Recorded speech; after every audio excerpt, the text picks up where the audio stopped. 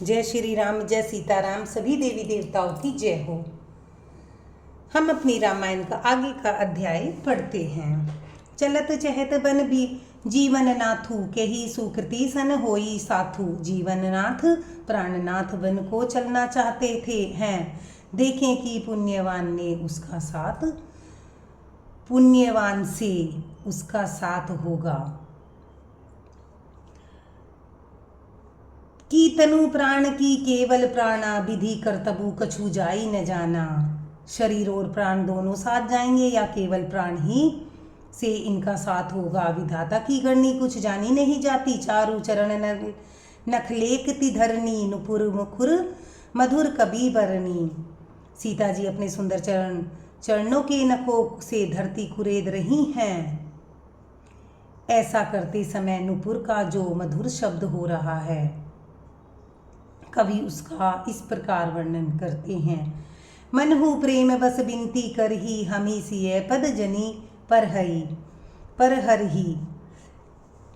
कि मानो प्रेम के वश में होकर नुपुर यह विनती कर रहे हैं कि सीता जी के चरण कभी हमारा त्याग न करे। मंजु बिलोचन मोचती बारी बोली देखी राम महतारी। सीता जी सुंदर नेत्रों से जल बहा रही हैं। उनकी यह दशा देखकर श्री राम जी की माता कौशल्या जी बोली, तात सुनो सिए अति सुकुमारी सास ससुर परिजन ही प्यारी। हे तात सुनो, सीता अत्यंत सुकुमारी है तथा सास ससुर और कुटुंबी सभी को प्यारी है। पिता जनक भूपाल मणि ससुर भाव अनुकूल भानु। इसके पिता जनक जी राजाओं के शिरोमणि हैं, ससुर सूर्यकुल के सूर्य हैं और पति सूर्यकुल रूपी कुमुदवन को खिलाने वाला चंद्रमा तथा गुण और रूप के भंडार हैं। पति रघुकुल कैरव विपिन बुधु गुण रूप निदानु। पति सूर्यकुल रूपी कुमुदवन और खिलाने वाले चंद्रमा तथा गुण के रूप के भंडार है। मैं पुनि पुत्र वधु प्रिय पाई रूप राशि गुणशील सुआई। फिर मैंने रूप की राशि सुंदर गुण और शील वाली प्यारी पुत्र वधु पाई है। नयन पूतरी करी प्रीति बढ़ाई राखे प्राण जानकी लाई। मैंने इन जानकी को आंखों की पुतली बनाकर इनसे प्रेम बढ़ाया है, अपने प्राण इनमें लगा रखे हैं। कल्प बेली जिमि बहुविधि लाली सींची स्नेह सलील प्रतिपाली। इन्हें कल्पता के समान मैंने बहुत तरह से बड़े लाड़ चाव के साथ स्नेह रूपी जल से सींच कर पाला है। फूलते फलत भयो विधि बामा जानी न जाई कहाँ परिणामा। अब इस लता के फूलने के समय विधाता वाम हो गए, कुछ जाना नहीं जाता इसका क्या परिणाम होगा। पलंग पीठ तजी गोद हिंडोरा सिय नदीना पगु अवनी कटोरा। सिय ने प्रियंग पृष्ठ पलंग के ऊपर गोद के हिंडोले को छोड़कर कठोर पृथ्वी पर कभी पैर भी नहीं रखा।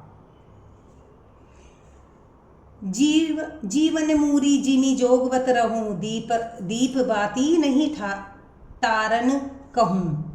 मैं सदा संजीवनी जड़ी बूटी के समान सावधानी से इसको रखवाली करती हूँ, कभी दीपक की बत्ती हटाने को वही नहीं कहती। सोई सिय चलन चहती बन सा था आयशु कहा होई रघुनाथा। वहीं सीता अब तुम्हारे साथ वन चलना चाहती है ये रघुनाथ, उसे क्या आज्ञा होती है। चंद किरण रस रसिक चकोरी रबी रुख नयन सकई किमी जोरी। चंद्रमा की किरणों का समृद्ध चाहने वाली चकोरी सूर्य की ओर आंख के किस तरह मिला सकती है। करी केहेरी निशिचर चरही दुष्ट संतु बन भूरी। हाथी सिंह राक्षस आदि अनेक दुष्ट जीव जंतु वन में विचरते रहते हैं। विष वाटिका की सोहसुत सुभग संजीवनी मोरी। हे पुत्र, क्या विषय की वाटिका में सुंदर संजीवनी बूटी शोभा पा सकती है। बिन हित कोल किरात किशोरी रची बिरची विषय सुख भोरी।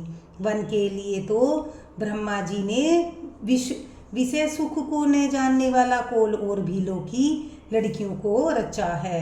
पाहन किरमी जिमी कठिन स्वभाव तिन्हें कलेशु न कानन काऊं। जिनका पत्थर के कीड़े जैसा कठोर स्वभाव है उन्हें वन में कभी कलेश नहीं होता। कहता पस्तिये कानन जोगू जिन्हें तप हेतु तजा सब भोगू। अथवा तपस्वियों के स्त्रियां वन में रहने योग्य हैं जिन्होंने तपस्या के लिए सब भोग तज दिए हैं। सिए बन बसी ही तात के ही भांति चित्र लिखित कपि देखी डेराती। जो तस्वीर के बंदर को देखकर डर जाती है वे सीता वन में किस प्रकार रह सकेंगी। सुरसर सुभग बनज बनचारी डाबर जोगू की हंस कुमारी। देव सरोवर के कमल वन में विचरण करने वाली हंसनी क्या गड़ैयो तलैयो में रहने के योग्य है। अस बिचारी जस आयुसु होई मैं सिख देहूँ जानकी सोई। ऐसा विचार कर जैसी तुम्हारी आज्ञा हो मैं जानकी को वैसी ही शिक्षा दूं। जो सिए भवन रहे कहे कह अम्बा मोई कह होई बहु अवलंबा। माता कहती है यदि सीता घर में रहे तो मुझे बहुत सहारा हो जाए। सुनी रघुबीर मातु प्रियवाणी शील स्नेह सुधा जनुषानी। श्री रामचंद्र जी ने माता की प्रियवाणी सुनकर मानवशील और स्नेह रूपी अमृत से सनी हुई थी, जो कि सील और अमृत से सनी हुई थी। धन्यवाद। लाइक करें, सब्सक्राइब करें।